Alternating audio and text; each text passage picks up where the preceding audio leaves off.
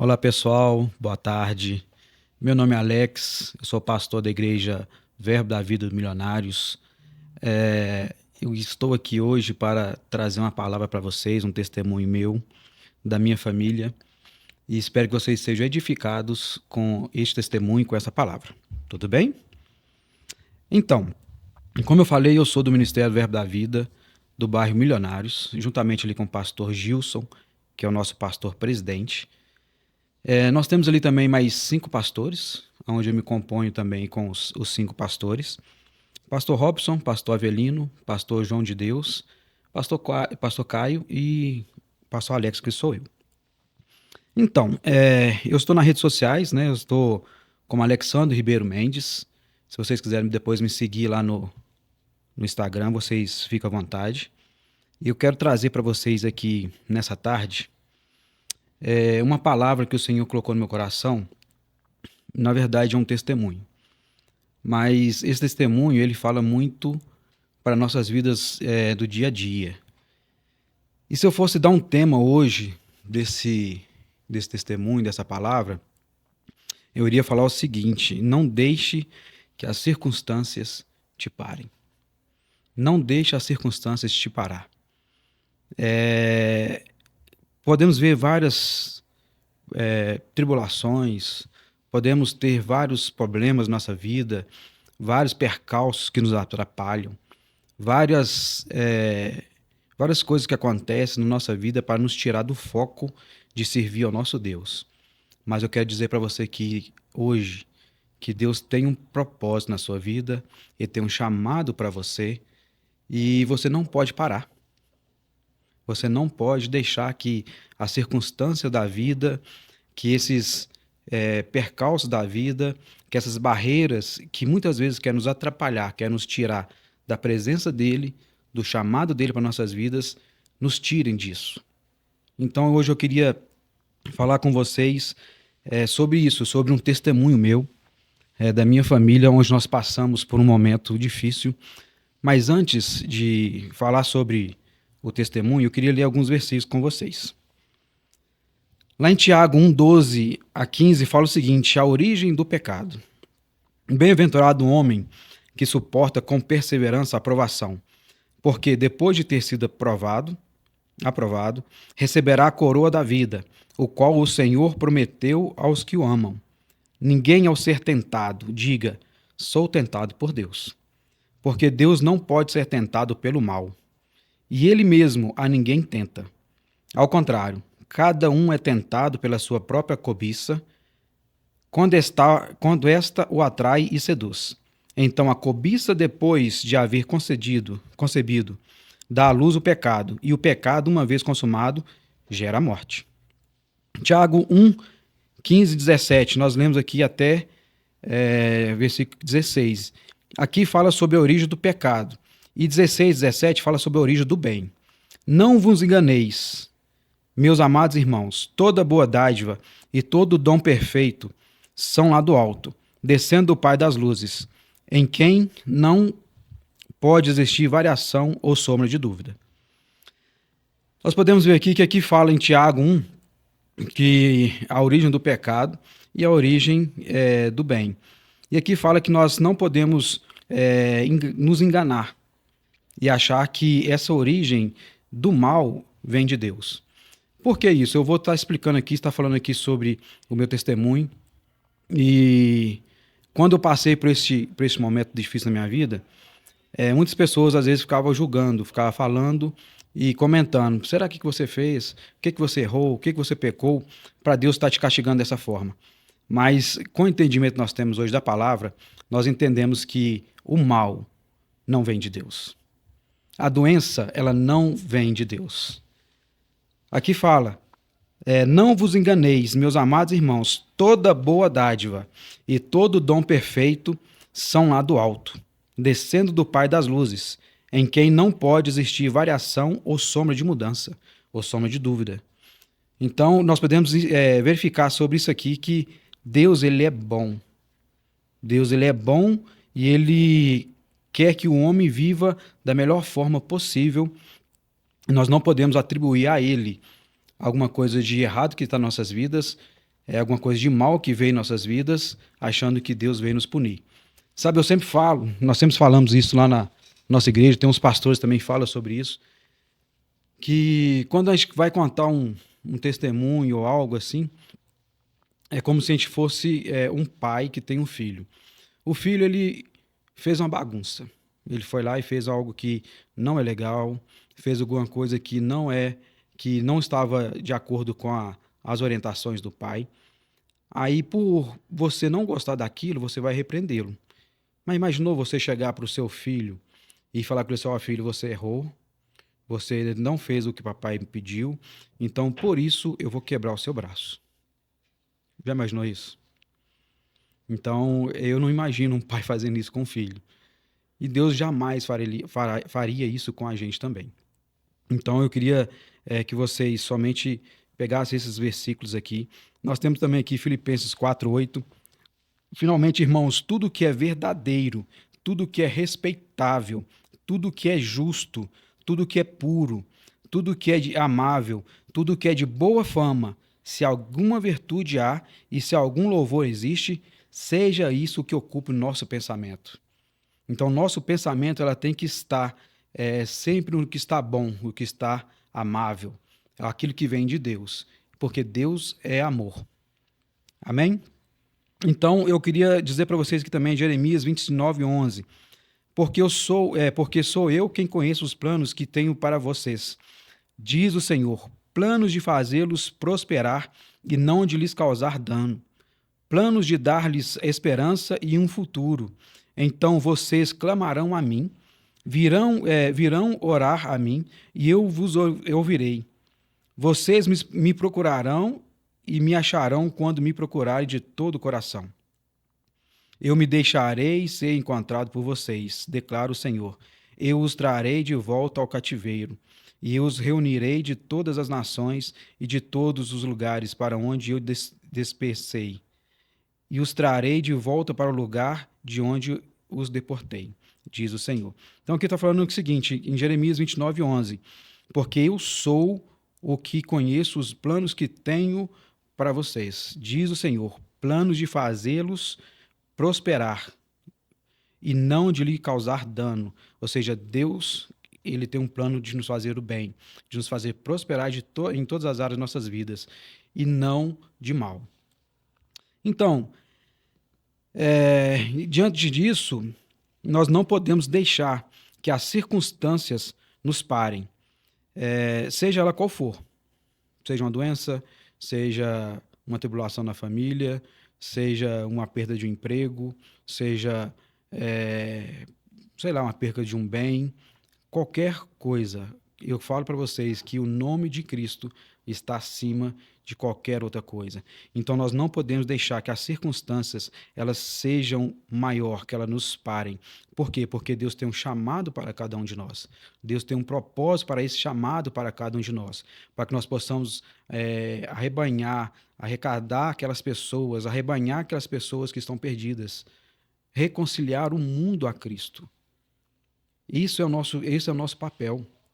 E muitas vezes, algumas coisas que acontecem, algumas coisas que vêm para nos atrapalhar mesmo, enviada não de Deus, mas sim do diabo, de Satanás, para poder nos tirar dessa presença. Por que eu estou falando isso para vocês? Eu me lembro de uma passagem que é Josué e Caleb. Josué e Caleb foi com mais 10 espiões para poder espiar a terra prometida. E quando eles voltaram, depois de uns 40 dias, eles voltaram. E ali estava o povo esperando juntamente com Moisés e Arão. E eles começaram a falar como é que era, que a cidade era muito frutífera, era muito rica, realmente era muito boa a terra. E só que alguns desses 12, os outros 10, falaram que não tinha como, porque ali era terra de gigante, que ali não tinha como a gente alcançar, porque para eles, o povo de Israel era como se fosse gafanhoto. Eles pararam diante de uma circunstância. Sabe, muitas vezes nós olhamos para a nossa adversidade, nós olhamos para nossos problemas Nós olhamos para aquelas barreiras que estão na nossa frente e olhamos como se fosse um gigante. E nos colocamos como se fosse um gafanhoto. Mas eu falo para vocês hoje que nós somos muito maiores em Cristo Jesus. Nós conseguimos conquistar as cidades em Cristo Jesus.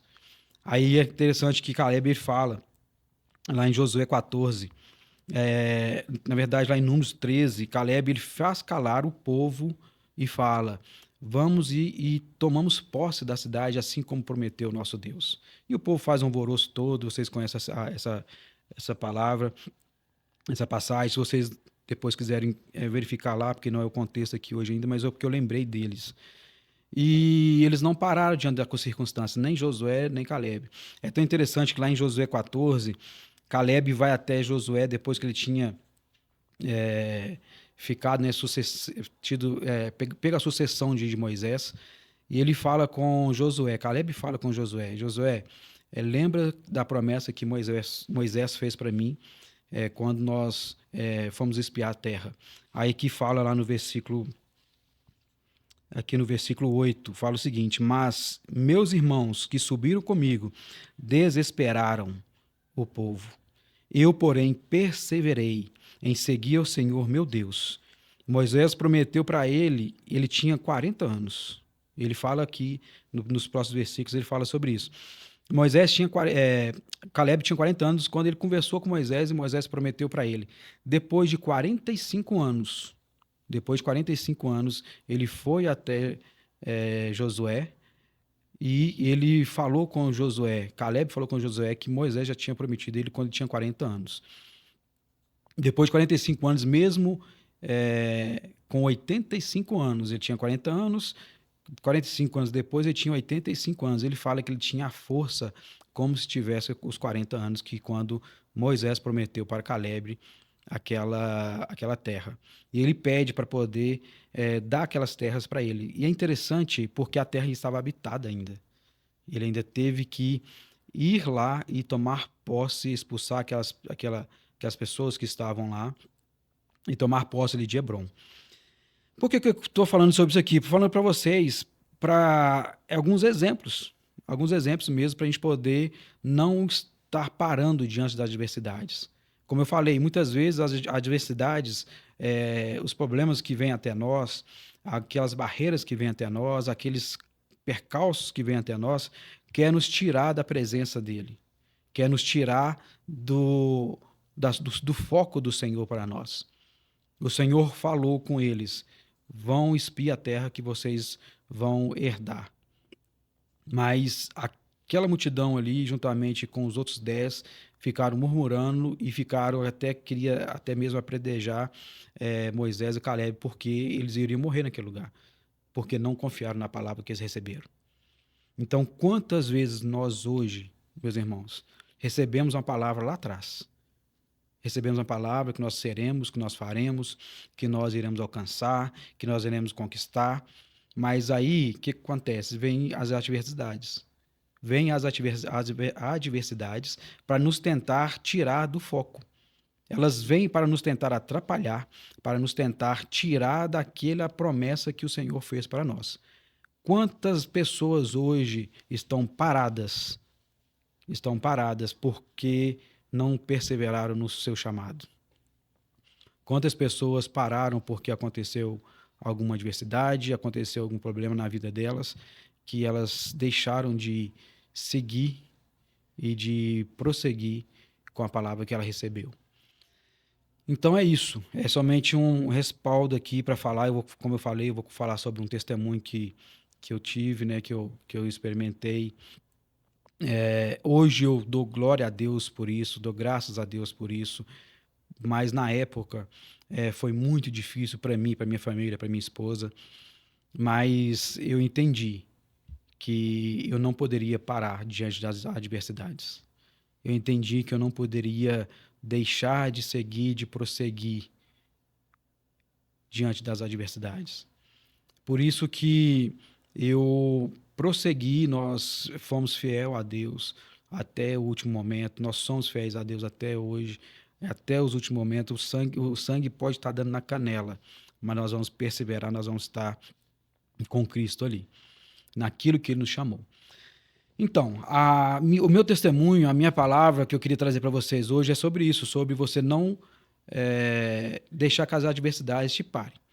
Eu converti com 17 anos, eu tinha 17 anos, foi em 1997. 1997, tem 29 anos. E eu me converti em uma determinada igreja e depois eu troquei de igreja porque estava longe para mim frequentar ela. E eu fui visitar uma igreja perto de casa. Nessa igreja perto de casa eu conheci a minha esposa, a Cris, né, a Cristiane, mulher maravilhosa, linda. Quando eu vi ela assim pela primeira vez, eu já apaixonei pelo sorriso dela, já apaixonei por ela. E, sabe, irmãos, nós éramos muito novos, eu e ela, nós éramos muito novos. E, assim, comecei a paquerar ela, comecei a namorar ela, a conversar com ela, até que nós tivemos a benção dos pais dela para a gente estar namorando. E a gente foi namorar, em 97 mesmo, começamos a namorar. Namoramos 4 anos, 4 anos, e em 2001 nós casamos. 15 de dezembro de 2001, nós dizemos sim um para o outro diante do nosso pastor, diante da igreja, da comunidade, e nós falamos sim. E assim, nós sempre conversamos, né? Eu e ela sempre conversamos sobre tudo, quantos filhos nós teríamos, o que nós faríamos, como que seria. Então, assim, a gente era bem novos, né? A gente era bem novos, nós dois. Eu casei com 21 anos, já ia fazer 22 anos em fevereiro, casei em dezembro, ia fazer 22 em fevereiro. Ela casou com 17, ia fazer 18 em fevereiro também, que eu faço um dia, ela faz no outro. Mas enfim, nós casamos.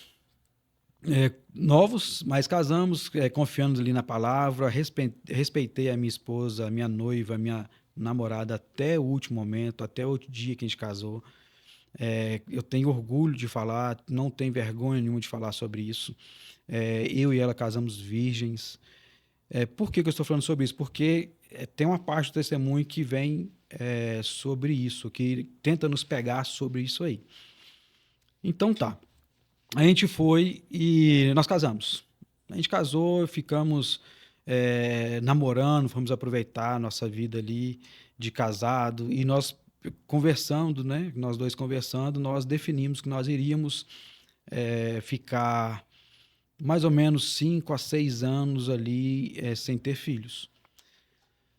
E foi assim que se foi feito, foi assim que nós fizemos.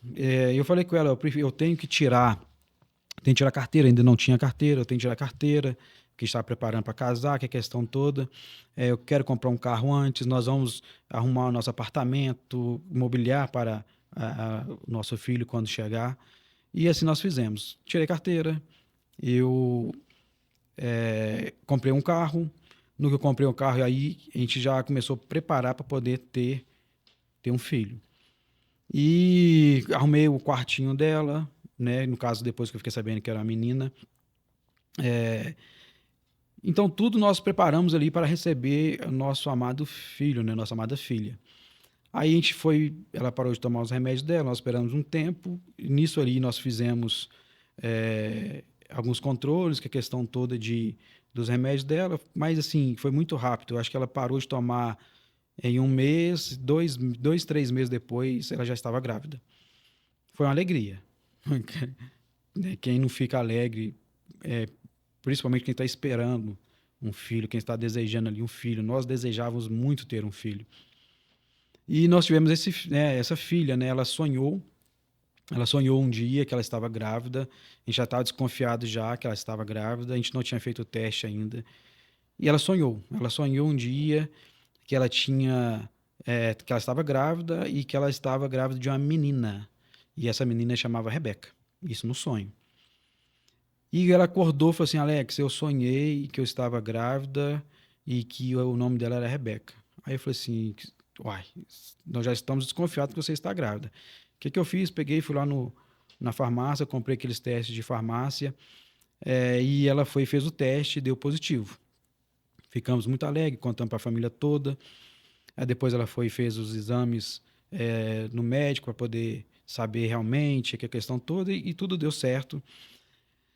A gravidez dela foi assim muito boa, sem complicação nenhuma, perfeita. Ela teve ali a gestação dos 9 meses corretamente, todos os controles, tudo perfeito, os exames todos perfeitos.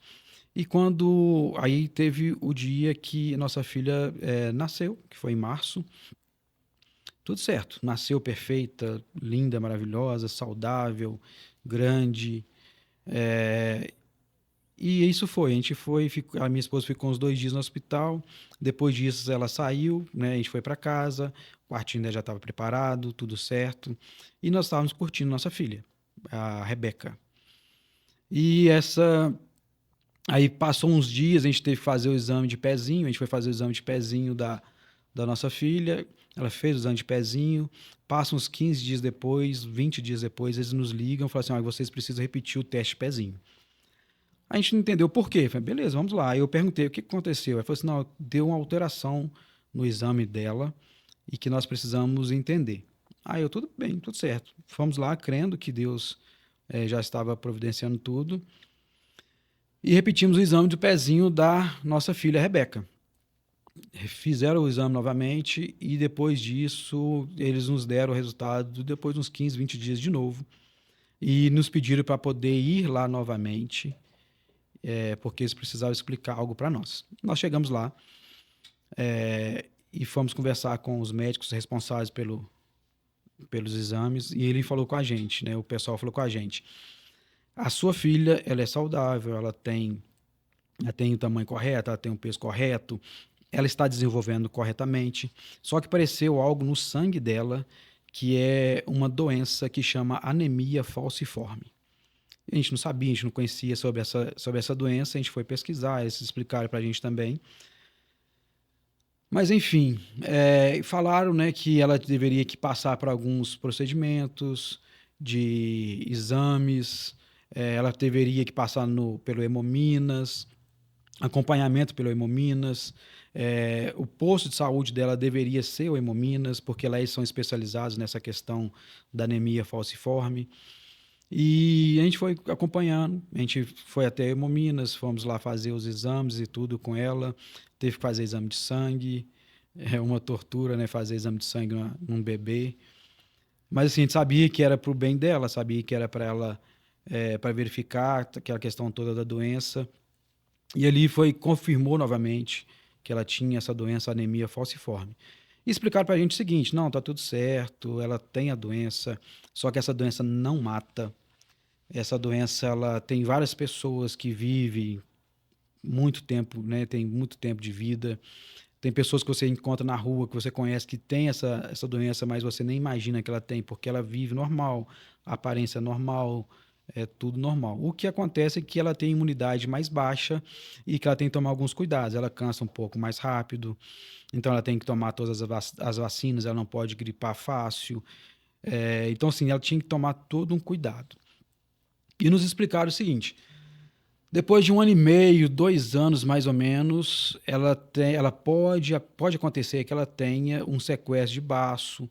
Aí explicou pra gente o que que era, que o baço ele pega o sangue velho, ele joga fora para que o corpo crie novo sangue. E geralmente da mulher, esse baço ele faz esse trabalho com 3 meses, mais ou menos. Acho que é isso mesmo que eles falaram. Tem 17 anos que isso aconteceu. Mas eles falaram mais ou menos isso, que é um tempo das mulheres que o sangue fica velho, que o baço vai lá e retira. Mas vamos lá. Aí ela explicou pra gente, mas como ela tem essa doença, ele fica mais cansado, ele envelhece mais rápido. Então o baço ele trabalha mais vezes do que o normal de uma mulher, de uma pessoa normal. Aí, isso tudo bem. Aí explicou pra gente como é que deveria fazer os procedimentos. Se passar mal, você tem que correr com ela para o hospital, correr com ela para fazer outros testes, que é a questão toda. Ensinou pra gente como é que fazia a questão do toque para saber onde que você estava inchado ou não. E tudo certo. A gente foi indo, vivendo com ela. tudo certo, ela tinha os exames dela, ela vivia normal, uma criança saudável, esperta, com 10 meses, 10 meses, ela ficou ali 10 meses sem ter nada, aquelas febrinha baixa, coisa pouca mesmo, mas com 10 meses ela teve uma complicação. E assim, com 10 meses ela era tão esperta que ela já quase andava, já estava praticamente dando os passinhos já, lá dentro de casa, gatinhava para casa toda fora, já falava, com 5 meses ela falava papai, papai, papai. E assim, com 10 meses ela teve uma complicação que ela passou mal. Eu cheguei do serviço, eu trabalho de madrugada, cheguei 2 horas da manhã, ela estava passando mal. A gente acompanhou ela ali, monitorou ela ali. Quando foi 6 horas da manhã, nós pegamos ela e levamos ela para o hospital, porque ela estava passando mal. E ela ficou ali no hospital durante 7 dias. Ela ficou ali 7 dias no hospital. Os médicos viram que ela estava complicada. E quando ela tinha, como ela tinha essa doença, a gente chegava em qualquer hospital, eles eram obrigados a atender ela de imediato, porque sabia da complicação que ela tinha, que poderia ter, né? E a gente levou ela passou direto, foi. Eu falei assim: olha, minha filha tá passando mal e tudo, ela tá quietinha, tá só resmungando, não tava com febre, só que a gente viu que ela tava quietinha, a gente correu com ela pro hospital. Chegando lá, eles internaram ela, eles colocaram ela no soro e ela teve que ir para UTI. UTI ou CTI, não me lembro direito. A gente não podia ficar com ela o tempo todo, a gente ficava lá praticamente 24 horas no hospital, mas ficava lá fora. Depois disso, depois de 7 dias, ela teve uma complicação que ela chegou a óbito, veio a óbito. Ela morreu. Minha filha, a Rebeca, minha primogênita, morreu. Isso em 2008. Em 2008. Nosso chão acabou. Caiu, perdemos o chão. Eu estava preparando ali uma festa de 1 ano dela, que ela faria em março. Isso ela faleceu 31 de janeiro de 2008. Sabe, irmãos, não é fácil. Não é fácil você ter um sonho e aquele sonho acabar. Porque a gente tinha um sonho de ter uma filha, de construir uma família ali, eu e minha esposa. E você perder um filho é coisa assim surreal, coisa que ninguém deveria passar. E assim, a gente, desse tempo todo, desde quando ela nasceu, desde quando ela adoeceu, desde quando até ela faleceu, nós nunca questionamos Deus. Nunca. Nunca falamos, nem eu nem minha esposa. Por que que Deus fez isso? Por que que isso aconteceu? Nós simplesmente ficamos firmes. Fácil não foi. Às vezes falar isso, dependendo do dia, não é fácil. Dependendo da época, não é fácil. Tem 17 anos que nós vivemos isso. E tem dia que dói muito, tem dia que a gente chora, que a gente lembra do que aconteceu e tudo. Mas foi o que eu falei aqui desde o início. Deus, ele é bom o tempo todo. Mas por que permitiu que isso acontecesse com você? Cara, eu não sei. Mas para mim não foi Deus que permitiu. Para mim não foi Deus que colocou a doença. Deus não coloca a doença. Como eu falei aqui, eu como um pai, que eu sou pai hoje ainda, vou falar aqui ainda, que eu sou pai hoje, vou falar sobre isso aqui ainda. Eu como um pai, eu não maltrataria minha filha, as minhas 2 filhas, porque elas fizeram alguma coisa de errado. Assim, aí vieram muitas pessoas, né, da minha família. O que vocês fizeram de errado? Por isso que eu falei aqui que eu não tinha vergonha de falar aquilo que nós vivemos, que nós casamos virgem. Aí imagina se eu tivesse feito algo de errado lá atrás. Imagina se eu tivesse pecado, tivesse caído e eu tivesse passado por essa situação e pessoas chegando e falando: o que vocês fizeram de errado para acontecer isso com vocês? Por que que Deus castigou vocês dessa forma? E a gente nunca pensamos que foi castigo de Deus.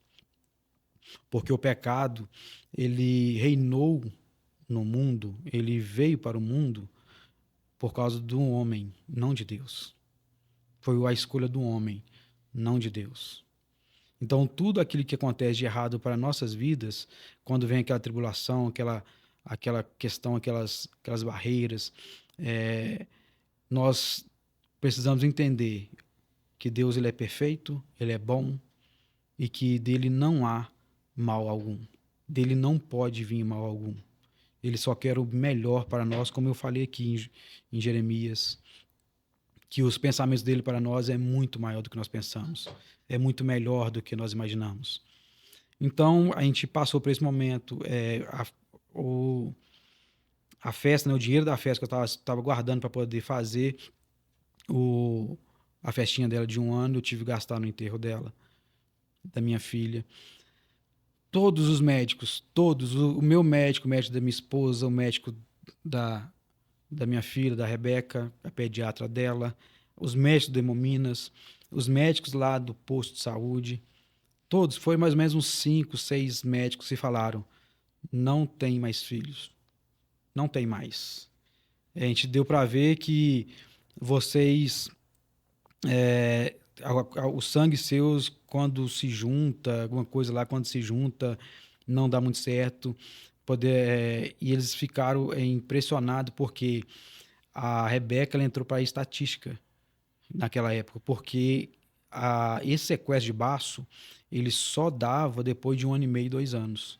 Quando a criança estava mais fortinha, estava com a imunidade um pouco mais fortalecida e tudo, mas ela teve com 10 meses. Nunca da história até 2008 tinha acontecido isso. E ela entrou pela estatística e falaram que ó, a gente não viu isso acontecer até hoje. Então eu aconselho para vocês. Vocês que querem ter filhos, adota. Adota, né, filhos que hoje está fácil a adoção, está mais tranquilo. Tem muita criança que está precisando ser adotada. Então, assim, todos eles, meu médico do trabalho, de onde eu trabalhava, meu médico particular, da minha esposa, todos eles, e da família também. Todos da família também falaram, vocês vão adotar? E eu deixei. Eu deixei para minha esposa, estava assim bem arrasado em janeiro, fevereiro. O remédio dela acabou. E eu perguntei para ela, falei assim, quer que eu compre o remédio para você? Ela falou assim, não, não precisa comprar o remédio. Eu não vou tomar mais remédio. Aí eu já entendi. Falei, tudo bem, tudo certo. E quando foi em final de março para abril, ela estava grávida novamente. E assim, foi uma alegria, né? Foi algo assim surreal, mesma hora com a preocupação. Será se ela vai nascer também com a doença? Que aquilo ali vinha na nossa cabeça, na nossa mente. E nós aprendemos que nós não podemos falar negativo. Não podemos falar negativo. O diabo não tem poder nenhum no que ele fala. Não tem poder nenhum no que ele fala. O diabo não tem. Aquilo que ele fala, ele não tem poder em nossas vidas, em nada. Mas o que ele faz? Ele joga seta na nossa mente para que nós falamos, para que nós declaramos. Aí tem poder. Porque nós somos a imagem e semelhança de Cristo, de Deus. Então, este poder, esse código da voz que Deus nos deu, que Deus nos mostrou desde lá da criação de Gênesis, haja luz, haja terra e mar, haja de separação, tudo aquilo ali foi falado. E isso é um código no reino espiritual. E quando nós falamos, há um código também. Tá entendendo? Então, o que eu falo para vocês hoje, não fala negativo. Se há uma coisa boa para pensar, pense. Não fica falando negativo, não fala negativo. Até hoje a gente se policia muito em como a gente vai falar com nossas filhas, como a gente vai criar elas. Algumas coisas que acontecem, a criança está fazendo bagunça, aí o pai vira e fala assim, mas esse menino é uma peste, esse menino ele sei lá, fala algumas coisas assim muito ruins para os seus filhos. E aí acaba acontecendo com eles. Por quê? Porque é um código, há poder nas palavras. Então a gente aprendeu sobre isso, a gente não falava negativo. A gente declarava o tempo todo fé. Ela vai nascer, o próximo filho vai nascer saudável, porque não há diagnóstico no mundo que é maior do que o nosso Deus. que é maior que Jesus Cristo. E ali ela ficou grávida quando foi 24 de novembro do mesmo ano, de 2008. A gente fala que a nossa filha hoje, Elisa, ela veio para nos trazer alegria. Elisa significa alegria, presente de Deus. Então, assim, ela veio para nos trazer alegria no mesmo ano. Tirar aquele peso, tirar aquela tristeza que a perca da nossa primeira filha teve. Com 10 meses de idade, já andando, já falando. Mas nós não poderíamos parar. A gente não poderia parar. De forma alguma. Porque, como eu falei, nós temos um chamado. Todos nós, todo ser humano, todo filho de Deus tem um chamado para a sua vida, para um propósito, com um propósito. Então eu tenho um chamado, você tem um chamado, todos nós temos um chamado para um propósito. O meu propósito é X, o seu pode ser Y, o outro pode ser Z. Não interessa, mas nós temos um chamado.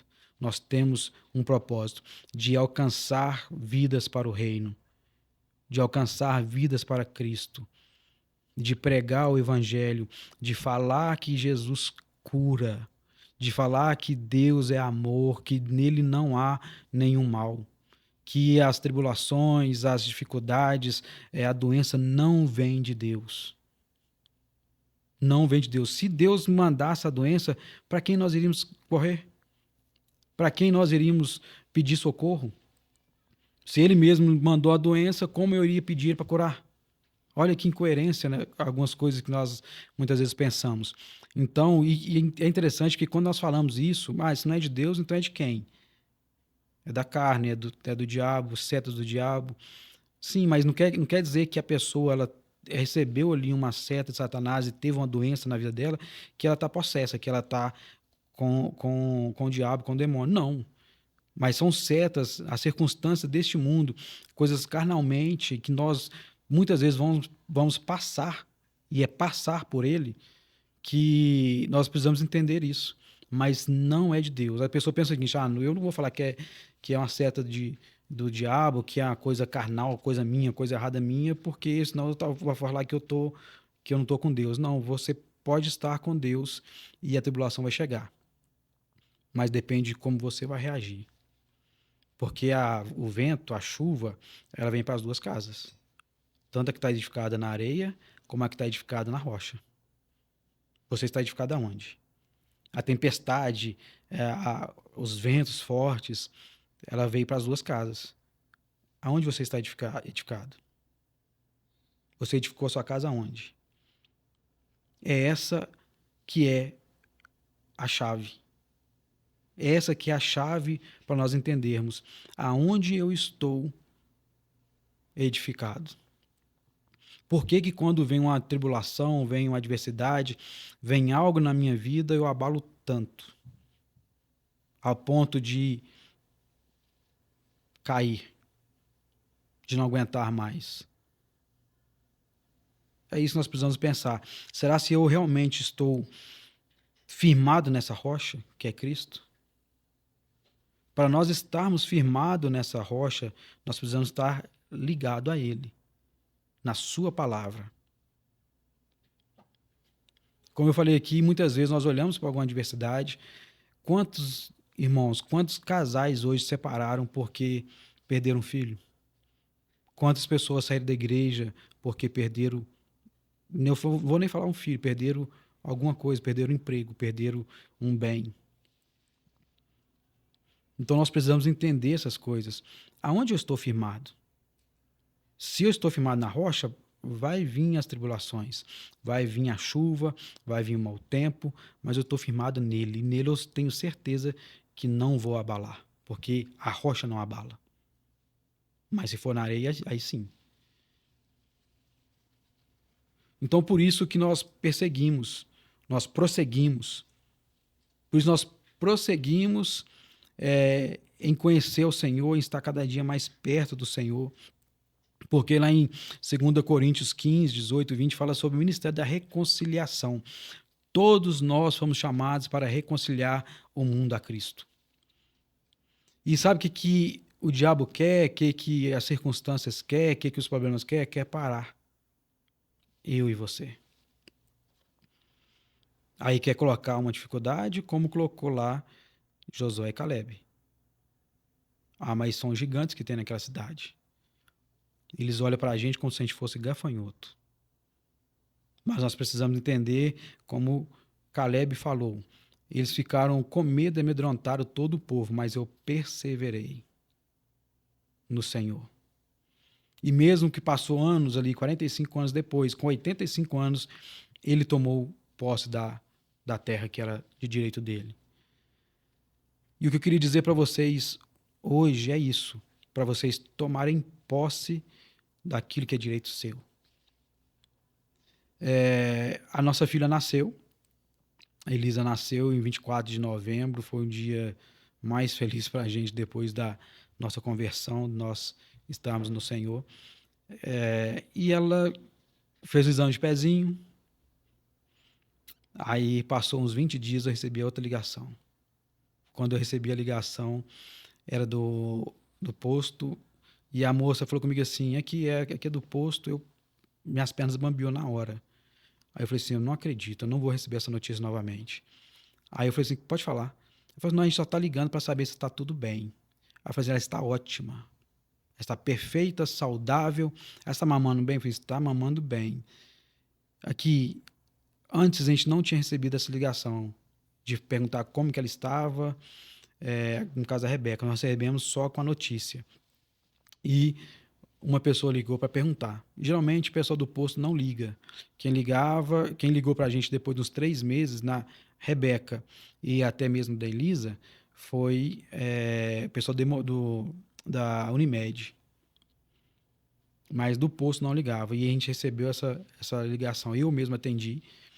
E assim, meu chão quase caiu, minhas pernas bambearam na hora, mas eu fiquei firme ali e falei assim: não vou receber novamente essa notícia. A minha filha é perfeita. Aí, tudo certo, não teve nada. Aí eu fui e falei assim, não, olha, tá perfeito, tá tudo bem. E aí, tá tudo certo? Não, aqui tá tudo certo, tá tudo perfeito. Se precisar da gente, a gente tá aqui. Falei, tudo bem, a gente não vai ir só para poder dar as vacinas para ela. Então, a Elisa nasceu sem a doença, que todos eles, os outros médicos falaram que ela poderia nascer, que poderia ter. Saudável, linda. Até hoje é uma moça maravilhosa. Hoje já está com 17 anos.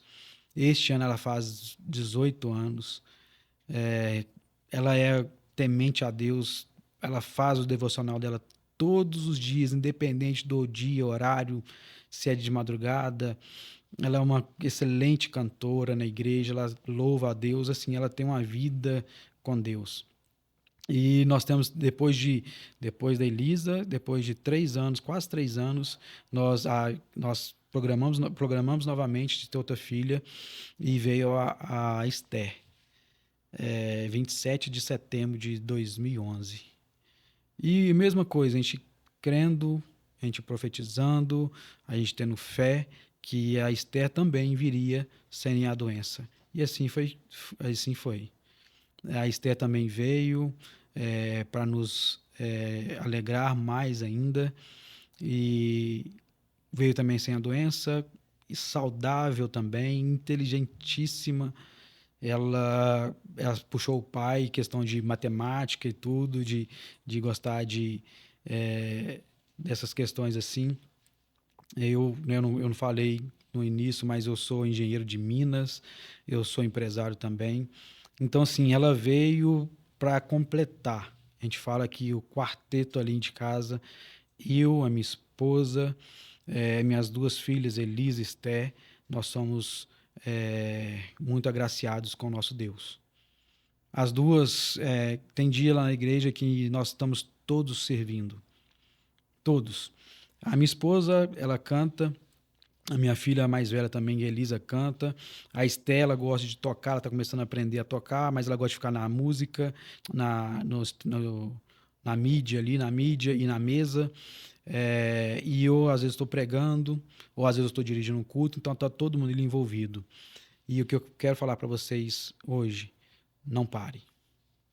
Não pare, porque Deus tem um plano enorme para a sua vida. Sabe, nós podemos ver os planos para o Senhor na vida de pessoas até diferenciadas, né, diferentes.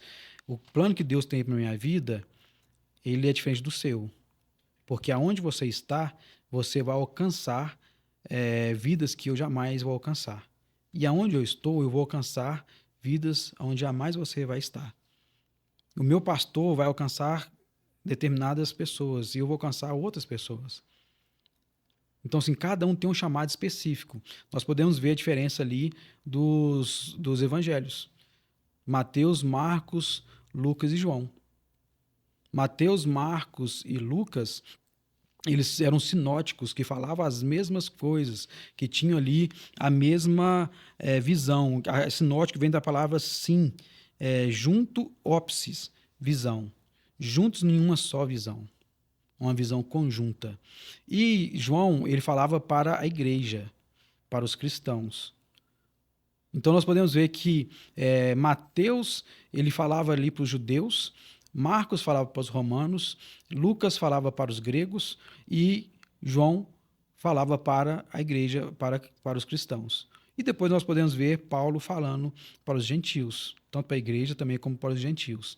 Ou seja, todos eles, os sinóticos, os três primeiros, falavam as mesmas coisas, falava praticamente quando você vê lá Mateus, Marcos e Lucas, você vai ver que tem vários versículos, vários capítulos, várias histórias ali que são iguais e algumas diferentes em João, porque ele falava para determinadas pessoas.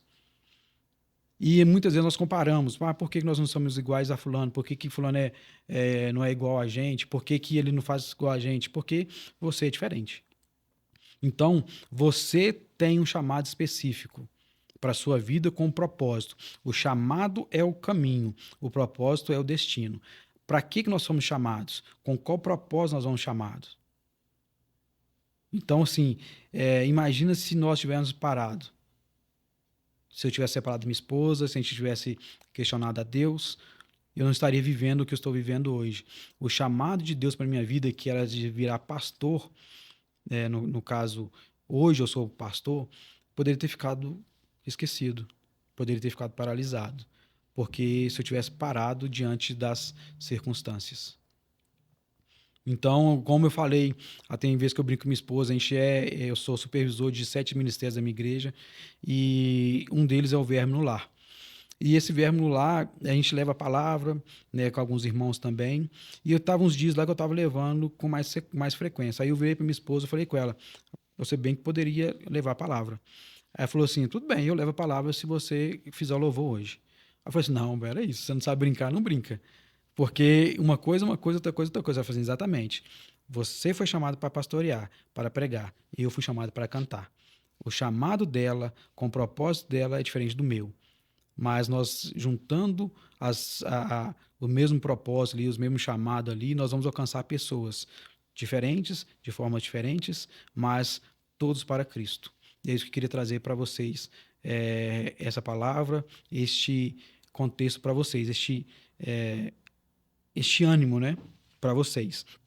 O chamado que Deus tem para sua vida é muito grande, para você ficar parado, ficar estagnado e não prosseguir com a sua vida. Tudo bem? Tudo de bom para vocês? Estamos aí.